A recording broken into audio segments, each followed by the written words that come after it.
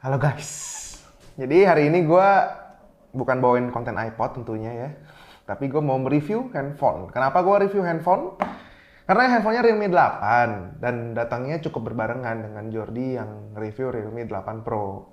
Dan handphone ini kenapa gue review juga? Karena gue pakai Realme 7. Sebagai daily driver gue ini emang bener-bener gue pakai harian ya. Lo bisa lihat ya aplikasinya berantakan nih ya. Ini karena gue pakai tiap hari ya. Dan sekarang gue berganti ke Realme 8 karena harus review juga dan saya juga pengen ganti handphone. Dan menurut gue handphone ini gue langsung ngomongin di kesimpulan awalnya aja ya.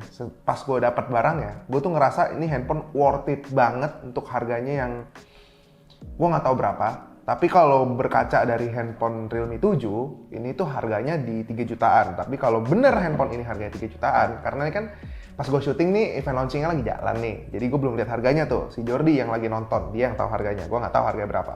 Tapi kalau emang harganya sama kayak Realme 7, harusnya ini tuh handphone yang bener-bener pas dan enak banget. Karena ini udah dapet Super AMOLED layarnya. Walaupun tidak 90Hz kayak di Realme 7 yang mungkin membuat pertanyaan untuk gua sendiri di awal tuh pas gue liat spec sheetnya. Karena ini kan 90Hz nih, enak banget nih buat main Mobile Legends segala macam. Walaupun gua nggak main Mobile Legends juga ya. Tapi untuk scrolling, buka sosmed segala macam, buka TikTok gitu kan, enak gitu scrolling karena 90Hz. Sedangkan di sini cuma dapat AMOLED yang 60Hz biasa. Tapi setelah gua pakai AMOLED-nya, saya sudah tidak peduli dengan 90Hz itu. Karena menurut gua handphone ini selain untuk ya casual gaming, dimana menurut gua handphone ini tuh dipakai nggak buat lu jadi jago dan jadi penggantinya lemon gitu menurut gua. Karena handphone ini tuh ya lu main game ya karena lu diajakin teman, bukan karena lu pengen jadi jago. Makanya tuh Mobile Legends sampai 90Hz ya kan. Makanya dikasih Super AMOLED, dimana menurut gua handphone ini lebih cocok untuk konsumsi media konten gitu lah, kayak nonton YouTube, nonton Netflix ya kan, atau nge-scroll foto-foto, nge-scroll video-video lucu TikTok gitu, video-video lucu, video-video binatang, betul Satya? Setiap malam ya kan. Yang dimana kalau lo tahu sendiri AMOLED itu kan pikselnya mati, jadi kalau dalam gelap pun silaunya tidak berlebihan gitu. Dan handphone ini yang cukup mengagetkannya adalah pas gue lihat ternyata layarnya tuh sampai 1000 nits gitu. Yang menurut gue cukup gokil gitu. Peak brightness-nya bisa sampai 1000 nits. Karena kan gue ekspektasinya ada di angka 800 sampai 700 peak brightness-nya. Karena kan harga panel AMOLED ya lu tahu sendiri. Walaupun gue nggak tahu nih yang bikin panel ini siapa. Bisa aja BOE, bisa aja Samsung, bisa kalau LG sih harusnya sih Samsung ya. Karena dia nge-advertise-nya tuh sebagai Super AMOLED. Karena kan Super AMOLED itu nama trademarknya si Samsung. Jadi harusnya ini panelnya Samsung, cuman bukan dengan grade A mungkin, tapi tetap bisa mencapai 1000 nits brightness-nya. Jadi kenapa gue bilang ini handphone cocok untuk penggunaan sosial media dan juga media konten? Karena menurut gue handphone ini tuh ya gini deh, gue jelasin aja cara penggunaan gue dalam sehari ya. Yaitu cuma buat Instagram, WA, Line, Facebook. Itu juga buat nonton-nonton video doang, nge-scroll TikTok gitu kan. Dan menurut gua handphone ini tuh udah sangat-sangat mencukupi kebutuhan gua dalam bersosial media lah ya kan. Lalu untuk media konsumsi ya udah mencukupi banget untuk nonton Netflix, nonton YouTube karena udah AMOLED di mana warnanya jauh lebih kontras. Terus hitamnya tuh benar-benar hitam dan putihnya benar-benar bikin buta gitu. Karena gue udah coba karena ini peak brightness-nya 1000 dan ini AMOLED berarti kan tidak menggunakan local dimming ya. Jadi tiap pixel tuh bisa nyala sampai 1000 nits gitu. Dan emang bikin buta, gue udah coba gitu malam-malam ya kan. Gue nonton video-video YouTube yang ada HDR-nya dan saya hampir mengalami naik silinder gue ya gara-gara ini handphone ya. Karena terang banget gitu. Dan kenapa gue bisa bilang begitu? Karena kalau si Realme 8 ini nggak keluar dengan AMOLED, gue rasa gue juga nggak akan pindah dari Realme 7 karena ini tuh udah enak banget, nge-lag aja enggak gitu kan, storage-nya gede, RAM-nya gede, dan menurut gue kameranya pun udah decent banget di Realme 7. Bener-bener udah mencukupi semua kebutuhan gue yang untuk cuman kayak fotografi ecek-ecek lah gitu kan, cuma pakai handphone gitu. Apa yang lucu gue foto atau buat snapgram nggak penting gitu kan. Oh ya by the way, handphone ini dua nih ya, itu spesifikasinya sama untuk prosesornya, yaitu menggunakan Helio G95. G95, karena gue selalu ingatnya tuh P95 ya, gue nggak tahu kenapa ya. Tapi G95 yang sebenarnya untuk gaming juga itu prosesornya. Dan kalau untuk gua main Genshin Impact sih ini kuat, dan untuk main game-game iklan Facebook gitu, game-game iklan Instagram ya udah pasti kuat. Dan baterainya juga irit banget. Dan untuk dari segi baterainya sendiri, itu juga tidak ada perubahan kapasitas. Tapi, menurut gue Realme berhasil menemukan dukun yang baik gitu ya. Karena dia bisa mengurangi ketebalan handphonenya tuh sampai setengah gitu. Dan beratnya tuh bener-bener hilang aja gitu. Menurut gue sih ini klinik ya, tidak mungkin ini karena engineering yang baik gitu. Karena gue nggak tahu prosesnya gimana, ini Realme bisa bikin handphonenya jadi tipis banget ya kan. Dari segi desainnya sendiri, menurut gue handphone ini memang membawa kesegaran tersendiri lah. Dari belakangnya yang tadinya menggunakan teksturnya doff, sekarang jadi teksturnya glossy. Yang menurut gue, untuk gue yang tangannya berminyak sekali, ini sangat musuh gitu sama gue. Jadi gue selalu pakai casing juga. Tapi sebenarnya desainnya udah cakep. Nih ya Realme ya. Desain itu udah bagus banget karena pansolnya juga jadi kecil segala macam, pinggirnya jadi lengkung, jadi berasa tipis, lebih tipis lagi handphonenya. Tapi kenapa tulisan Dare to Lip-nya gede sekali ya? Gue sebenarnya bukannya nggak suka sama tulisan Dare to Lip ini, cuman gue cukup bingung aja dengan pemilihan desain Dare to Lip yang segede ini aja. Apakah untuk branding ke depannya atau segala macam, gue pengen tahu itu aja sebenarnya. Tapi untuk desain secara overall, gue bener-bener suka karena warnanya yang yang bener-bener menangkap mata gitu, yang bikin leher orang patah untuk melihat handphonenya. Cuma segini aja gitu, bawahnya aja yang mengkilap nih, kalau lo bisa lihat atau ntar ada b-rollnya gitu. Tapi sebelahnya lagi, setengahnya ya abu-abu biasa gitu, yang menurut gua cukup balance lah, dimana noraknya ada, tapi tetap ada sisi dimana profesionalnya juga dalam segi handphonenya, dan bentuk kameranya juga cakep gitu, kotak, dan nggak mengikuti brand-brand lain gitu. Bagus sih, itu langkah yang baik. Ngomong-ngomong soal kamera, ini ngomong-ngomong soal kamera nih. Kalau kemarin Jordi nge-review Realme 8 Pro itu 108 megapiksel dan sudah bagus. Tapi menurut kalian harga handphonenya terlalu mahal untuk kantong kalian? Kan lumayan jauh nih bedanya sama ini nih. Harusnya ya 108 megapiksel sama ini. Nah ini 64 megapiksel. Dan walaupun ini sama-sama 64 megapiksel sama Realme 7 yang gue pegang, tapi karena dia pakai Realme UI 2, ini tuh banyak banget kayak tuning-tuning kecil dari softwarenya, dari drivernya, yang membuat gambarnya tuh jauh lebih bagus lagi. Dan gue bisa ngasih lihat komparasinya, lu bisa lihat sekarang nih, gitu komparasinya ya. Untuk foto, video, menurut gue kamera ini tuh bener-bener bagus banget dari segi low light-nya, dari segi pencahayaannya, ketajamannya udah bagus. Tapi gue menemukan sebuah hal yang aneh dari softwarenya, dimana ketika lu bawa ke daerah-daerah low light, Realme 8 ini sedikit membuat gambarnya jadi tersmooth ya istilahnya. Jadi nggak tajam gitu. Tapi kalau lu zoom out jadinya tetap jelas gitu. Lalu banyak juga gimmick-gimmick yang dibawa oleh si handphone ini, dimana ada starry night yang bisa lu foto langit malam yang ada bintang-bintangnya. Lalu ada dual view. Dual view video ini menurut gua fitur yang menarik ya. Lu bisa lihat nih sekarang contoh dari dual view. Oke, ini contoh dari mode dual view Realme 8 yang lagi gue review ini. Dan menurut gue secara performa kamera depan udah bagus banget. Karena ini kan di outdoor juga ya, dengan cahaya sebanyak ini menurut gue performanya udah bagus banget untuk lo yang mau vlogging. Dan juga kamera belakangnya ini udah support 4K 30 fps. Dan menurut gue jarang sih orang nonton 4K juga ya. Tapi menurut gue sih udah oke banget secara performanya. Tapi kalau lo puter balik begini, dia masih viewable, masih kelihatan, masih bisa diterima secara kualitas. Karena si backlightnya ini nih walaupun udah parah banget tapi muka gue masih kelihatan. Dan menurut gue ya tinggal diputar balik lagi aja kalau emang gak kelihatan muka lo. Dan untuk kompensasi dynamic range-nya tadi sih menurut gue sih udah oke banget. Dan ini gue pakai speaker built-in dari si handphonenya dan gak pakai mic tambahan. Menurut lo semua gimana suaranya? Gue gak bisa dengar karena ini lagi nge-record, tapi secara kualitas gambar menurut gue udah bagus banget. Nah, kalau bisa lo lihat, mode dual view ini sangatlah potensial. Walaupun gue cuma ngasih lihat mode dual view-nya tuh yang buletannya di atas ini. Tapi menurut gue, itu cocok untuk kalian vlogger-vlogger yang tidak, gue pengen nyoba jadi vlogger, tapi gue nggak punya budget sebesar YouTuber-YouTuber lainnya gitu. Jadi lu mulailah dari handphone yang punya fitur dual view. Dan handphone itu udah bagus banget menurut gue kameranya. Untuk lu syuting-syuting outdoor, menurut gue handphone ini bahkan menurut gua ya, gua kan editor juga nih di sini nih ya, di Lazy Media gitu. Gua juga editor gitu. Dan gua juga sering pegang kamera kadang-kadang ya kan.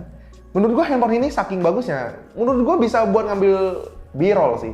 untuk ngambil footage barang gitu, mungkin kayak lu di endorse sama orang gitu, reviewin makanan gua nih, gue bisa ambil footage gitu pakai handphone ini karena dia udah punya fitur ultra steady yang lu bisa setel ya ke steadiannya itu sampai max. Tapi menurut gua di settingan defaultnya aja udah bagus banget hasilnya ultra steady-nya. Yang ada contohnya lagi. Kalau ini contoh dari fitur ultra steady-nya Realme 8 dan menurut gua udah oke banget walaupun dengan cutout sekitar 30%.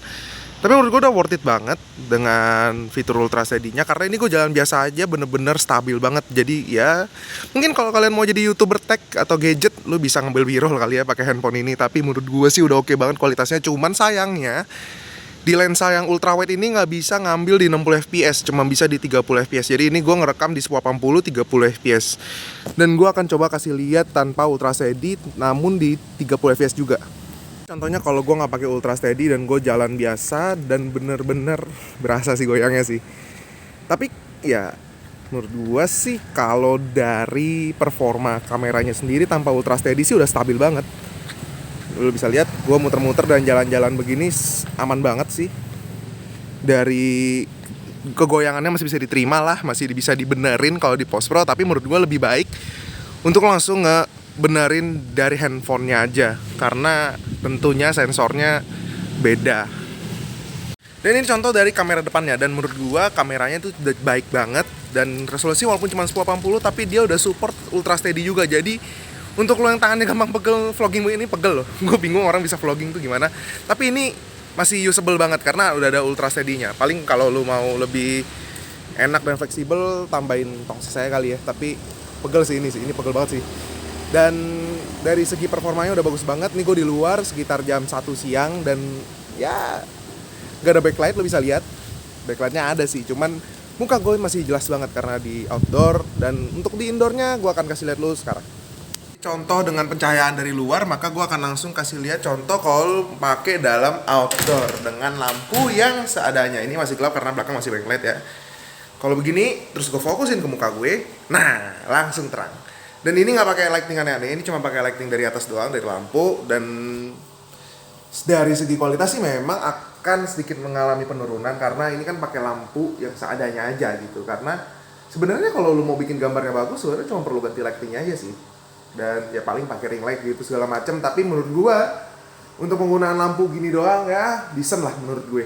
Lalu untuk lu semua yang mencintai gimmick-gimmick dalam fotografi, di sini juga dikasih fitur yang menjadi andalannya juga nih, salah satu andalannya Realme 8. Itu mode tilt shift ya, dimana dia tuh membuat bagian atas dan bagian bawah itu kan ada dua settingannya tuh, ada yang tilt shiftnya tuh kotak, ada yang tilt shiftnya tuh bulat.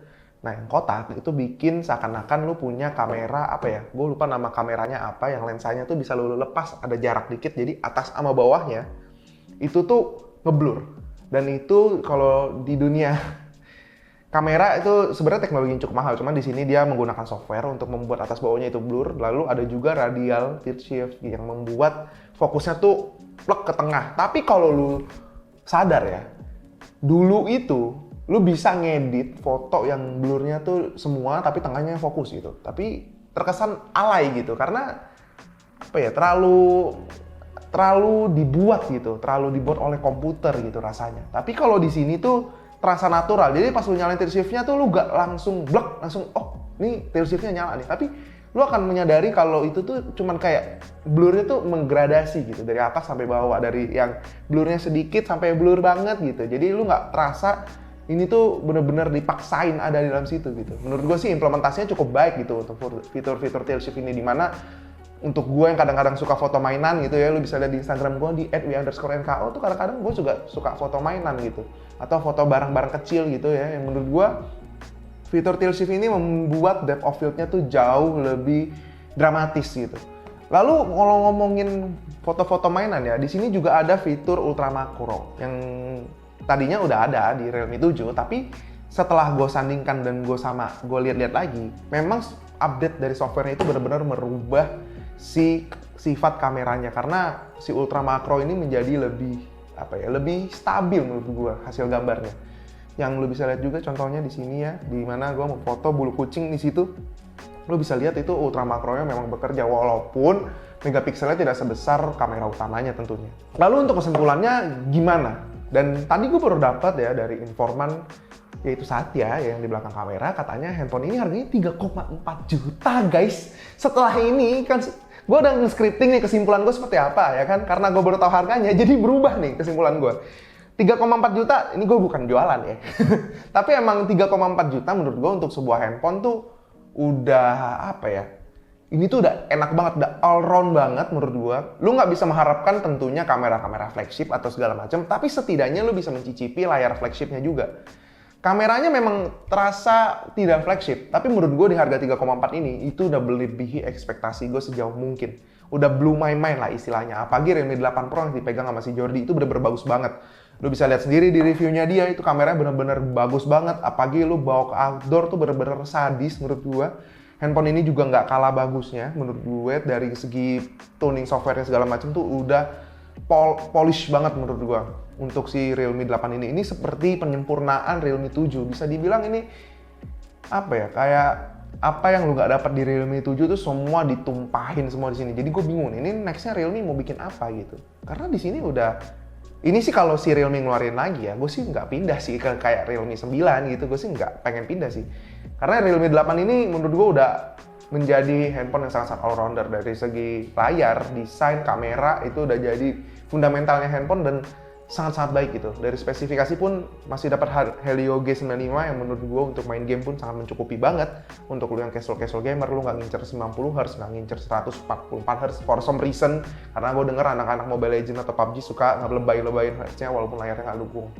Tapi menurut gue handphone ini udah sangat-sangat cukup untuk penggunaan sehari-hari. Oh ya, by the way, layarnya udah status samplingnya 180Hz, jadi jangan sedih walaupun layar 60Hz. Dan menurut gue dengan harga 3,4 juta sih bener-bener udah bagus banget sih ini handphone secara kelasnya ya. Di kelasnya menurut gue udah yang cukup baik gitu. Mungkin apa lagi? Gue sih nggak kepikiran yang merek lain ada sih yang 3,4 juta. Sebalance ini ya. Mungkin di beberapa fitur ada yang melebihi, tapi yang balance kayak gini sih gue nggak nemu sih. Sama desainnya sih gue suka, walaupun ada tulisan dari tulipnya. So segitu aja dari gua. Jangan lupa like, share, dan subscribe. Jangan lupa follow Instagram kita di @lazygadgets dan Instagram pribadi gua di @w_nko. By the way, ini kan pertama kali gua review handphone di sini ya. Jadi jangan galak-galak kalian ya. Komentar baik-baik aja, ntar gua memperbaiki diri karena gua juga belum terbiasa untuk review handphone. Jadi kalau ada saran, kritik segala macam bisa tulis di bawah ya. Jadi segitu aja. Bye-bye guys.